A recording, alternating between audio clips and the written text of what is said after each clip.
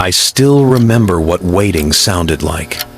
Not a loading spinner, not hold music, just the quiet hum of a room where nobody expected anything to happen instantly. And the strange part is this: we were fine. Press play, and the past doesn't feel far away. If you're Gen X, you grew up in a world where waiting wasn't a failure. It was a normal part of life. You waited for a ride. You waited for a callback. You waited for a package. You waited for the movie to start. And somehow, that waiting didn't feel like wasted time. Then the world sped up. And little by little, waiting stopped being a season you passed through and started being a problem you were supposed to solve. In this video, I want to do 3 things. Take you back to how waiting used to feel, name what changed without blaming one gadget, and share a few ways we can bring a little patience back without pretending it's 1992. Back then, waiting had a shape to it. It had a beginning, a middle, and an end. You'd sit in the passenger seat while someone ran into a store, listening to the radio low, watching people walk by. You'd stand at the counter while a clerk disappeared into the back room to check. You'd wait for the mail like it was a small daily event. And if you ordered something, you didn't refresh a tracking page. You forgot about it for a week, and then, one day, it arrived. Even boredom had dignity. If you were stuck somewhere, you found something to look at. A magazine rack, a bulletin board, a fish tank in a dentist office. You stared out a window and let your mind drift. You learned how to be alone with your thoughts without calling it meditation. Lines moved slower too.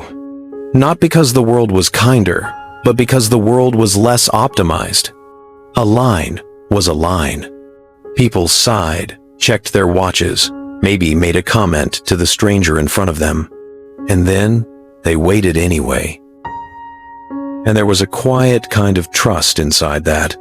You trusted that your turn was coming. You trusted that the system, imperfect as it was, would eventually move.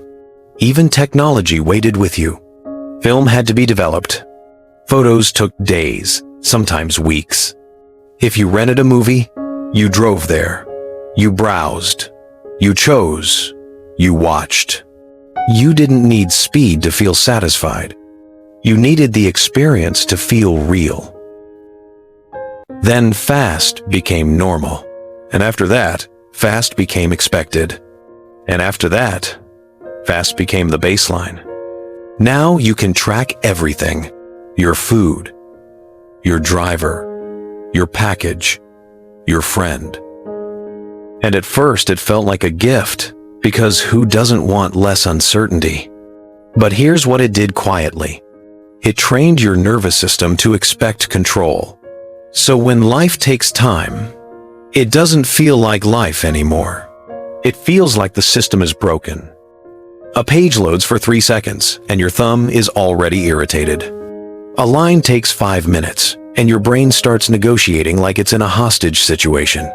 A text goes unanswered for an hour, and suddenly you're reading silence like it's a message. We used to wait for things the way we wait for weather. Now we wait like we're being personally disrespected. And there's another layer. Instant isn't just speed. Instant is performance. You order something and you expect updates. You post something and you expect reaction. You send something and you expect response. The world isn't just faster. It's louder about being fast. And the price we pay is subtle, but real. We lost the ability to sit inside a pause without filling it. So we reach for the phone. We scroll. We refresh. We check again. Not because we need anything. Because silence has become unfamiliar. There are 3 contrasts I notice every day. First, waiting used to be a gap. Now, it's treated like a threat. If nothing is happening, we assume something is wrong. Punchline: we don't hate waiting.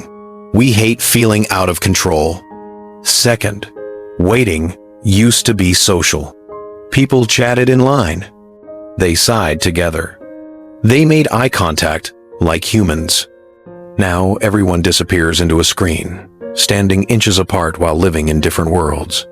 Punchline: we're connected and still alone in the same room. Third, waiting used to be training. You learned how to hold discomfort without exploding. Now, the world removes friction so quickly that patience never gets exercised. Punchline: we optimized life so much, we forgot how to live inside it. This isn't a rant about technology. Technology is incredible, but the instant culture it created without boundaries turned patience into a rare muscle. We can't slow the whole world down, but we can slow ourselves down on purpose.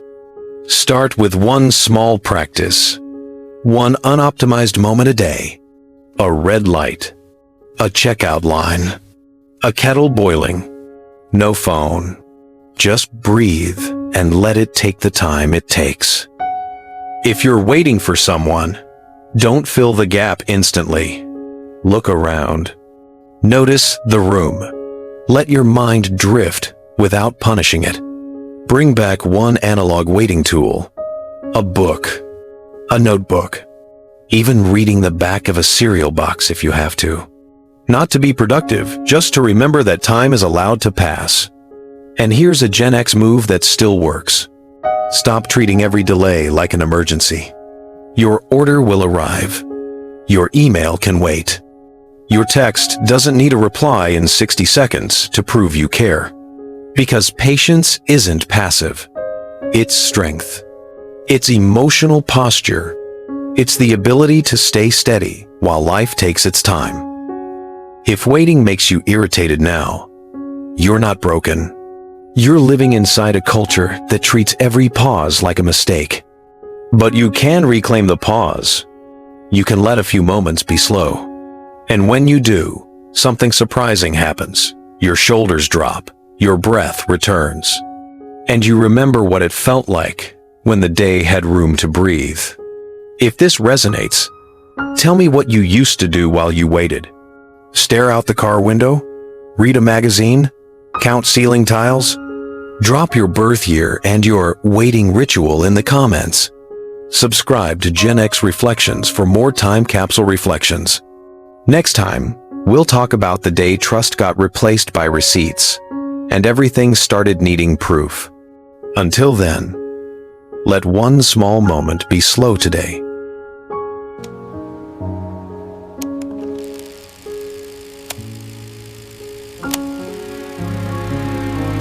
If this video hit you right in the memories, then the next one I am recommending below will probably have you nodding along too.